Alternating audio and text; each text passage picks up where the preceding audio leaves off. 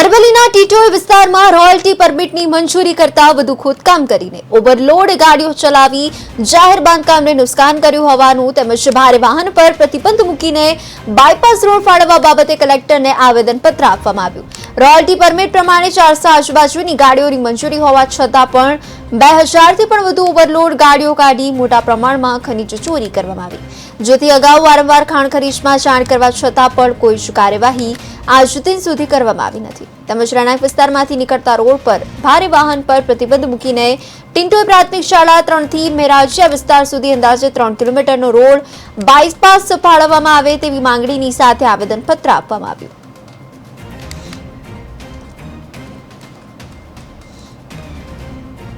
ટિન્ટોઈ ગામના તમામ ગ્રામજનો સાથે રૂબરૂમાં મામલતદાર સાહેબશ્રીને તથા કલેક્ટર સાહેબને આવેદન આપવામાં આવ્યું છે કે ટિન્ટોઈ ગામમાં પ્રાથમિક શાળા નંબર 3 થી મેરાજીયા જે 3 કિલોમીટરનો વિસ્તાર છે ત્યાં ભારે વાહનોની ખૂબ અવર જવર રહે છે, એટલે 3 કિલોમીટરનું બાયપાસ ફાળવવામાં આવે.